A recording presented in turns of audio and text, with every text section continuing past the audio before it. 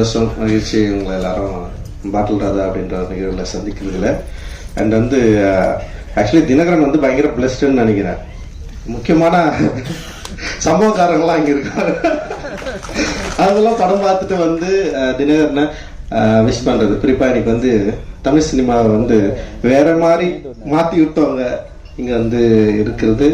அதுவும் படம் ரிலீஸ் முன்னாடியே வந்து தினகரை பிளஸ் பண்ணுறது அப்படின்றது வந்து ரொம்ப சந்தோஷம். நன்றி sir. Thank you. Lingusamy sir, Ameer sir, Vetri அண்ணா, மிஸ்கின் அண்ணா, அவங்களெல்லாம் பற்றி பேசி தான் நாங்கள் சினிமாவுக்குள்ளே வந்தோம். நான், தினகர், ஜெய் இருக்கான். 3 பேருமே காலேஜில் படிக்கிறப்பவே வந்து எங்களுக்குள்ள வந்து இதை பற்றின நிறைய டிஸ்கஷன் இருக்கும். பருத்தி வீரனாக இருக்கட்டும், லைக் வந்து ரன்னாக இருக்கட்டும், அண்ட் வந்து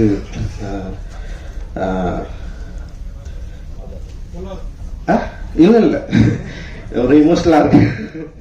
பொல்லாதா இருக்கலாம். பொல்லாதனோட நாங்கள் பயங்கரமாக பேசுனது வந்து ஆடுகளம் பற்றி தான்.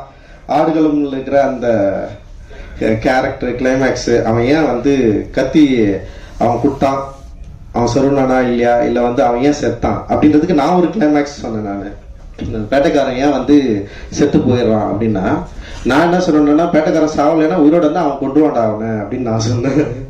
அவன் ஏதோ ஆனால் இவனுக்கு என்ன சொன்னான்னா, பேட்டைக்காரன் கடைசியில் திருந்துடுறான் அப்படின்னு சொன்னாங்க. நான் சொன்னேன் சத்தியமா அவன் திருந்த மாட்டான் அப்படின்னு நான் ஒன்று சொன்னேன்.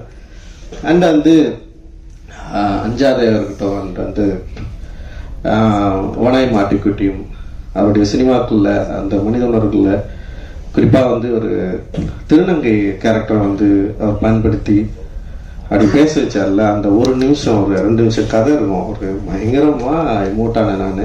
ஸோ இவ்வளோ இன்ஸ்பயரான ஒரு அண்ணன்களுக்கு முன்னாடி, இயக்குநர்கள் முன்னாடி அவங்கள பார்த்து இன்ஸ்பயர் ஆகி நாங்களும் படம் எடுக்கோம் வரணும்னு சொல்லிட்டு ஃபஸ்ட்டு நான் வந்துட்டேன். காலேஜில் நான், ராஜா, ஜெய், தினகர் எல்லாருமே வந்து ஒரே இயர் மெட்டில் இருந்தால் நிறைய பேர் வந்தாங்க எங்களோட சேர்ந்து. ஸோ நான் வந்து ஃபர்ஸ்ட் டைரக்டர் ஆகிட்டேன். அண்டு 2வது ஜெய் ஆனா, 3வது வந்து தினகர் வந்துருக்கான். இப்போ ராஜா வந்து ஆர்ட் டைரக்டராக இருக்கான். ஸோ எங்களுக்கு வந்து உண்மையிலேயே இது ரொம்ப சந்தோஷமான, ரொம்ப மகிழ்ச்சியான மேடை. ஸோ நான் அவங்க 2 பேரையும் வந்து ரொம்ப கெஞ்சி கேட்டுக்கிட்டேன், படம் பண்ணாதீங்கடா, அனிமேட்டர் ஆகடா, அனிமேஷன் டைரக்டர் ஆகடா, அனிமேட் படம் பண்ணுங்கடா, இது பயங்கரமான வேர்ல்டு, அதுக்குள்ளே போங்கன்னு சொல்லிட்டு நான் எவ்வளோ புஷ் பண்ணேன். நான் அவனுக்கு வந்து இல்லை தமிழ் சினிமாவில் வந்து இயக்குநர்களுக்கு தான் வந்து ஒரு ஸ்டார் அந்தஸ்து இருக்குது, அதனால வருவான்னு ரொம்ப முடிவாதமாக வந்துட்டானுங்க. ஆனால் அவனுக்கு வந்தவொடனே எனக்கு பயமாயிடுச்சு. வந்து உடனே என்கிட்ட தான் அசிஸ்டன்ட் டேரக்டர் சேருன்னு சொல்லிட்டு வந்துட்டானுங்க.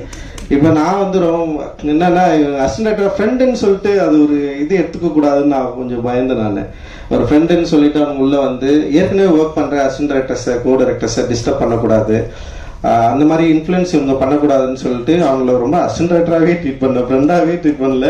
அதுக்கப்புறம் கிட்டத்தட்ட ஒரு 5-6 வருஷம் எங்கள் ஃப்ரெண்ட்ஷிப்பே காணாமல் போயிடுச்சு. நாங்கள் பேசிக்கிறதே இல்லை, பேசிக்கவே மாட்டோம். அவன் பாட்டுன்னு வருவானுங்க, ஒர்க் பண்ணுவானுங்க, போவானுங்க.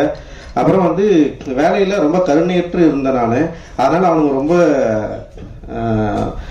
பயந்து தான் வேலை செஞ்சானுங்க. ஆனால் பயங்கர எஃபோர்ட் போட்டானுங்க. நிச்சயமாக என்னுடைய மற்ற உதவி இயக்குநர்கள் எந்த அளவுக்கு சிரத்தையோடு என்னுடைய வெற்றிக்கு, என்னுடைய திரைப்படத்துக்கு பாடுபட்டார்களோ அதே போல் வந்து பாடுபட்டவர்கள் தான் இந்த 2 பேருமே. ஸோ என்னுடைய உதவி இயக்குநர்களும் இன்னைக்கு வந்து படம் பண்ணிருக்கிறப்போ, என்னுடைய நண்பர்களாக, என்னோட உதவி இயக்குநர்களாக அவங்களும் இன்னைக்கு வந்து படம் பண்ணுறாங்க, படம் பண்ண போகிறாங்க. அண்டு இதை பார்க்குறப்போ வந்து உண்மையிலேயே வந்து ரொம்ப சந்தோஷமாக இருக்குது.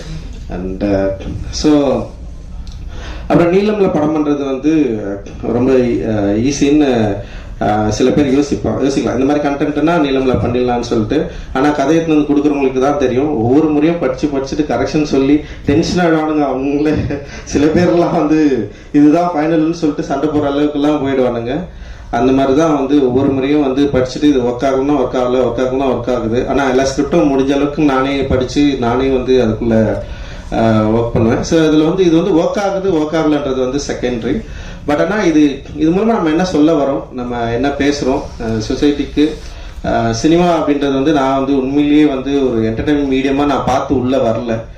எனக்கு அப்படி ஒரு சினிமாக்குள்ளும் பெரிய பரிச்சயமும் இல்லை. நான் பார்த்ததெல்லாம் வந்து நான் நேசித்த திரைப்படங்கள் எல்லாமே மனித உணர்வுகளையும் இந்த சமூகத்தின் மீதும் பெரிய அக்கறை கொண்ட திரைப்படங்கள் தான் என்னை மிகப்பெரிய பயங்கரமாக என்னை பாதிச்சுது.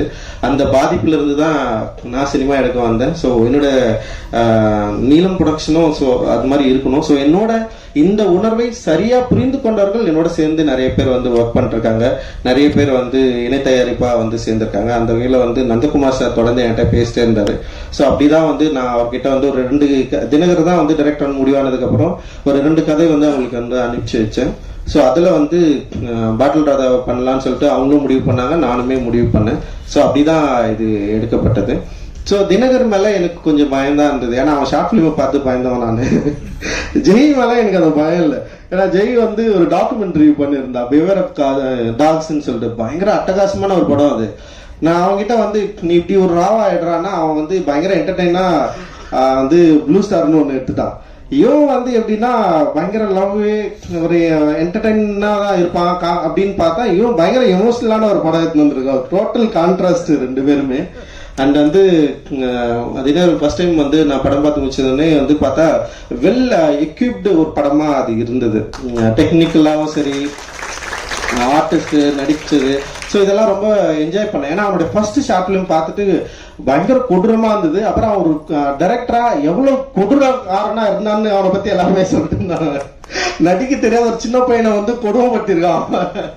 அவன் அதை பத்தி எல்லாம் என்ன சொன்னாங்க, எனக்கு கேட்டு சிரிச்சுட்டு இருந்தோம் நாங்க. அந்த கதை வந்து பயங்கரமான கதை. அந்த ஷார்ட் பிலிம் வந்து ஓகேவான ஷார்ட் பிலிம் தான், அப்படி முடிஞ்சிருக்கோம். பட் ஆனா வந்து அதை எடுத்த விதம் வந்து பத்தி பேசி பயங்கரமா சிரிச்சுட்டு ஜெய் வந்து ஓடி வந்துட்டான். ஒரு நாளோட வேலை செஞ்ச, ஒரு நாள் 2 நாள் வேலை செஞ்சு ஓடி வந்துட்டான். அவங்க கூட எல்லாம் எவனா வேலை செய்வான். ஸோ அந்த அளவுக்கு வந்து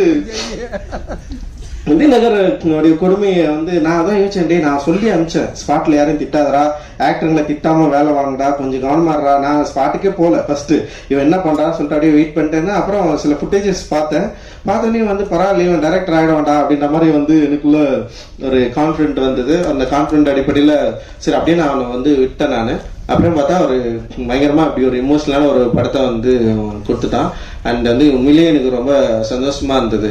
ஸோ இந்த படம் நிச்சயமா வந்து ஆடியன்ஸை என்கரேஜ் பண்ணும், அதே நேரத்தில் வந்து எமோட்டிவாகவும் அண்ட் ஒரு விழிப்புணர்வாகவும் ஆக்கும் அப்படின்றதுல வந்து